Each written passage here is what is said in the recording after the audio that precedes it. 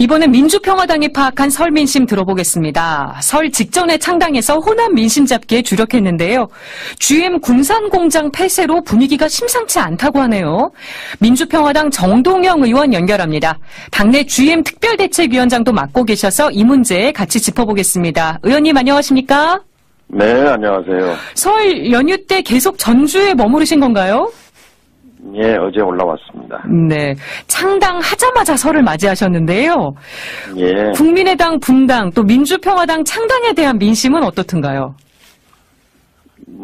전라북도뿐만이 아니라 전국 모두가 사실은 먹고 사는 일이 관심의 초점이지요. 특히 설 대목이 사라진 것은 전국이 어디나 다 마찬가지여서 자영업 하시는 분들의 이제 시름이 깊고 심지어 설날 또는 설 다음 날도 가게 문을 여는 곳이 많았지 않습니까? 그만큼 힘들다는 반증이고요. 특히 이제 군산 GM 문제와 관련해서는 지역 경제가 초토화됐다 하는 그런 두려움, 걱정이 컸습니다. 어떻게든 군산 GM을 좀 돌아가도록 해달라 하는 염원이 컸습니다. 지금 군산 비롯해서 전북 지역까지 민심이 심상치 않다고 들었는데요. 상황이 어느 정도로 심각한 겁니까? 그러니까 호남이 대부분 그렇지만 특히 전라북도는 이제 군산에만 좀 산업이 있지요. 그리고 군산에는 큰 공장이 2개 있습니다. 하나는 현대조선소고 하나는 GM자동차인데 둘 다 문을 닫았거든요. 그러니까 지역 경제의 거의 절반이 통째로 날아간 셈입니다. 그러니까 IMF 때 충격보다 더 큰 그런 충격이 시민들에게, 당사자들은 물론이고요. 지금 거기에서 실직자들 외에도 그 지역 경제가 사실 지금 황폐화되는 그런 국면이기 때문에 거기에 대한 두려움이 있고, 그래서 어쨌든 이런 문제가 하루 이틀 된 게 아니고 예고돼 있었다는 점에서 좀 실망스럽고 좀 분통을 터뜨리는 분위기가 컸습니다. 네, 말씀해 주신 대로 지금 이번 일이 예고됐다는 지적이 나오면서 박근혜 정부는 물론이고요. 문재인 정부 책임론까지 나옵니다. 의원님 어떻게 생각하세요? 크게 봐서는 GM의 경영 실패입니다만 대주주가 산업은행이니까 정부나 마찬가지죠. 지난 몇 년간 3조 원이 넘는 적자를 보고 있음에도 불구하고 주주로서 당연히 관리 책임이 있는 건데요. 현황 파악조차 못하고 있는 형편이었기 때문에 정부의 직무 태만에 대한 불만이 큰 겁니다. 관리자 역할을 못했고 문제가 터지고 나서야 이제 뒤늦게 허둥대는 정부의 모습이고, 지역에서는 그러니까 믿을 곳이 없는 거죠. 지역을 믿을 수 없고 또 정부를 믿을 수도 없고 불안감이 큽니다. 네. 군산과 전북이 사실상 IMF 사태나 마찬가지라고 얘기해 주셨는데요. 그럼 정부의 지원이 불가피하다고 보시는 건가요? 그래서 우선 고용기본법에 고용재난지역을 선포할 수 있도록 되어 있는 근거 규정이 있어요. 그러니까 거기 보면은 대규모 기업 도산으로 지역 경제에 중대한 문제가 발생해서 특별한 정부 지원이 필요한 경우에 고용재난지역으로 선포할 수 있다 이렇게 되어 있는데 이 조항이 만들어진 게 2014년입니다. 4년 동안 고용재난지역으로 선포된 지역은 아직 없습니다. 딱 여기에 군산지역이 해당되는 거지요. 물론 이것이 근본적인 해법은 아니지만 이 문제를 같이 아파하고 해결한다는 그런 측면에서 이 부분은 신속하게 처리돼야 할 것 같아요. 법에 따라서 고용노동부 장관이 대통령에게 건의하고 대통령이 그러면은 이 피해 실사단, 조사단을 구성해서 그 내용을 살펴보도록 되어 있는데 이런 거는 미룰 필요가 없다고 생각합니다.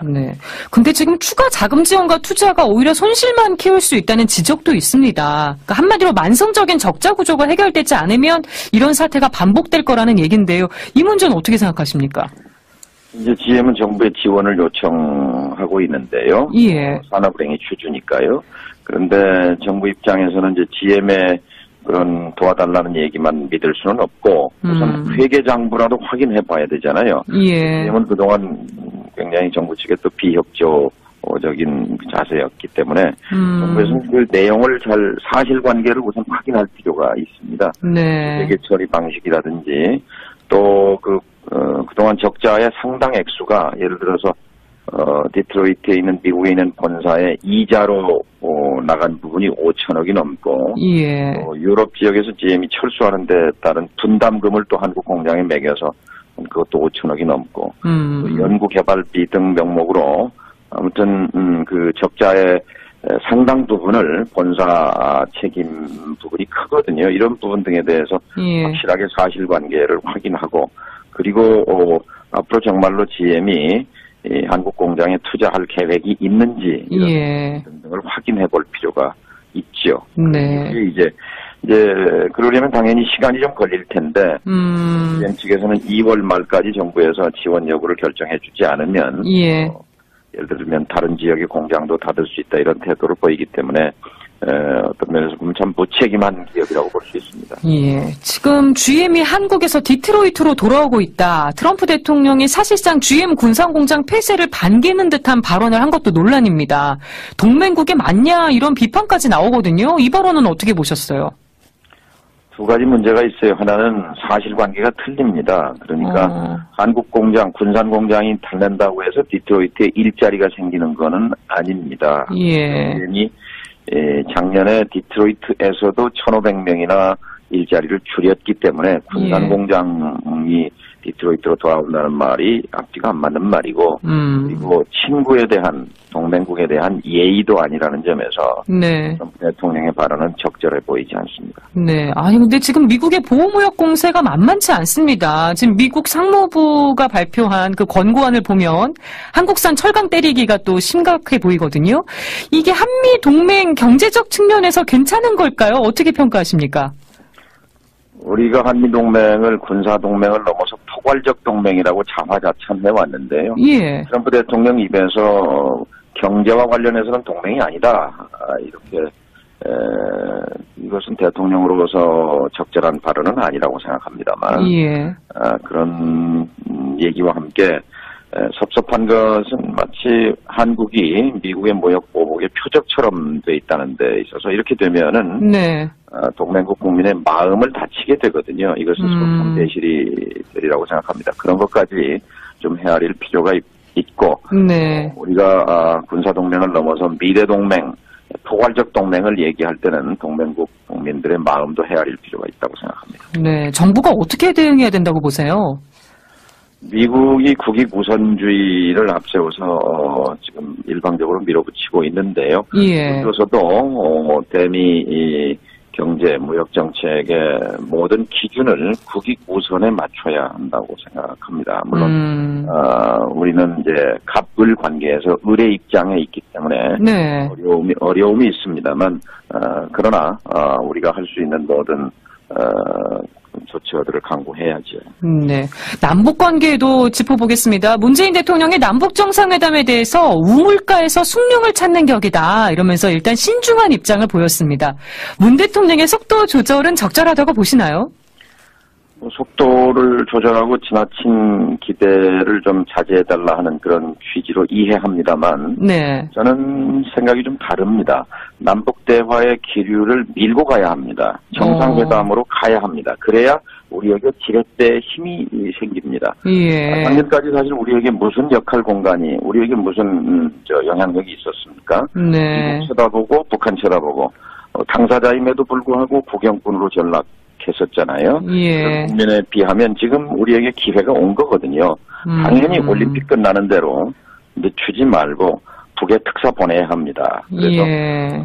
대표단 북한이 선수단, 응원단, 예술단 이렇게 보내서 평창 올림픽을 평화 올림픽 분위기로 만들어준 데 대해서 감사할 필요가 있죠. 협조한 데 대해서. 그리고 비핵화를 위해 북미 대화를 촉진하기 위해서도 네. 특사를 보낼 필요가 있고요. 그다음에 지금 북한은 모든 의사결정 권한이 한 사람에게 집중돼 있잖아요. 네. 김정은 위원장이 어떤 인물인지 어떤 생각인지 직접 만나보지 않고는 우리가 짐작할 뿐인데 지금 한국 국민으로서 한국 사람으로서 김정은 위원장과 직접 대화를 해본 사람이 없거든요. 그렇죠. 그래서 김정은 위원장을 만나는 것만으로도 성과라고 볼 수 있기 때문에 망설이지 말고 이것은 미국 눈치 볼 일이 아닙니다. 남북 정상회담은 대통령이 결심하면 하는 겁니다. 그래서 너무 지나치게 이 주변을 살피지 말고 좀 통 큰 접근을 해야 한다고 생각합니다. 네, 남북 정상회담을 하려면 북미 대화를 해야 된다는 얘기가 많습니다. 북미 대화는 그럼 어떻게 가져가야 된다고 보세요? 남북 정상회담을 추진하게 되면 당연히 북미 대화는 가게 됩니다. 이게 병행 논리인데요. 지금까지는 항상 조건을 붙였습니다. 비핵화 의지를 보이면 대화할 수 있다. 그랬죠. 잖아요. 근데 어쨌든 남북 화해 국면, 대화 국면이 되니까 어떻게 미국이 이 정책의 그 미세 조정을 시도했거든요. 트럼프 정부가 최대 압박을 강조해오다가 압박과 관여, 병행 정책의 흐름으로 변화의 조짐이 나타나고 있잖아요. 이것을 더 밀고 가기 위해서도 남북 대화의 흐름을 더 크고 강하게 가야 한다고 생각합니다. 네, 그렇게 보시는군요. 지금까지 민주평화당 정동영 의원과 이야기 나눠봤습니다. 오늘 인터뷰 고맙습니다. 예, 고맙습니다. 특히 서울 대목이 사라진 것은 뭐 전국이 어디나 다 마찬가지여서 자영업하시는 분들의 이제 시름이 깊고 심지어 설날 또는 설 다음 날도 가게 문을 여는 곳이 많았지 않습니까? 그만큼 힘들다는 반증이고요. 특히 이제 군산지혜 문제와 관련해서는 지역 경제가 초토화됐다 하는 그런 두려움, 걱정이 컸습니다. 어떻게든 군산지엠을 좀 돌아가도록 해달라 하는 염원이 컸습니다. 지금 뭐 군산 비롯해서 전북 지역까지 민심이 심상치 않다고 들었는데요. 상황이 어느 정도로 심각한 겁니까? 그러니까 뭐 호남이 대부분 그렇지만 특히 전라북도는 이제 군산에만 좀 산업이 있지요. 그리고 군산에는 큰 공장이 2개 있습니다. 하나는 현대조선소고 하나는 GM자동차인데 둘 다 문을 닫았거든요. 그러니까 지역 경제의 거의 절반이 통째로 날아간 셈입니다. 그러니까 뭐 IMF 때 충격보다 더 큰 그런 충격이 시민들에게, 당사자들은 물론이고요. 지금 거기에서 실직자들 외에도 그 지역 경제가 사실 지금 뭐 황폐화되는 그런 국면이기 때문에 거기에 대한 두려움이 있고, 그래서 어쨌든 이런 문제가 하루 이틀 된 게 아니고 예고돼 있었다는 점에서 좀 신뢰가 이제 뒤늦게 허둥대는 정부의 모습이고, 지역에서는 그러니까 믿을 곳이 없는 거죠. 지역을 믿을 수 없고 또 정부를 믿을 수도 없고 이 불안감이 큽니다. 네. 군산과 전북이 뭐 사실상 IMF 사태나 마찬가지라고 얘기해 주셨는데요. 그럼 정부의 지원이 불가피하다고 보시는 건가요? 그래서 우선 고용기본법에 고용 재난 지역을 선포할 수 있도록 되어 있는 근거 규정이 있어요. 그러니까 거기 보면은 대규모 기업 도산으로 지역 경제에 중대한 문제가 발생해서 특별한 정부 지원이 필요한 경우에 희망스럽고 좀 분통을 터뜨리는 분위기가 컸습니다. 네. 말씀해 주신 대로 지금 뭐 이번 일이 예고됐다는 지적이 나오면서 박근혜 정부는 물론이고요. 문재인 정부 책임론까지 나옵니다. 의원님 어떻게 생각하세요? 크게 봐서는 GM의 경영 실패입니다만 대주주가 산업은행이니까 정부나 마찬가지죠. 지난 몇 년간 3조 원이 넘는 적자를 보고 있음에도 불구하고 주주로서 당연히 관리 이 책임이 있는 건데요. 현황 파악조차 못하고 있는 형편이었기 때문에 정부의 직무 태만에 대한 불만이 큰 겁니다. 관리자 역할을 못했고 문제가 터지고 나서 이번엔 민주평화당이 파악한 설 민심 들어보겠습니다. 설 직전에 창당해서 호남 민심 잡기에 주력했는데요. GM 군산 공장 폐쇄로 분위기가 심상치 않다고 하네요.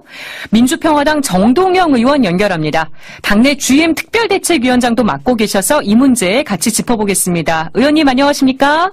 네, 안녕하세요. 설 연휴 때 계속 전주에 머무르신 건가요? 예, 어제 올라왔습니다. 네, 창당하자마자 설을 맞이하셨는데요. 국민의당 분당 또 민주평화당 창당에 대한 민심은 어떻든가요? 뭐 전라북도뿐만이 아니라 전국 모두가 사실은 먹고 사는 일이 관심의 초점이지요.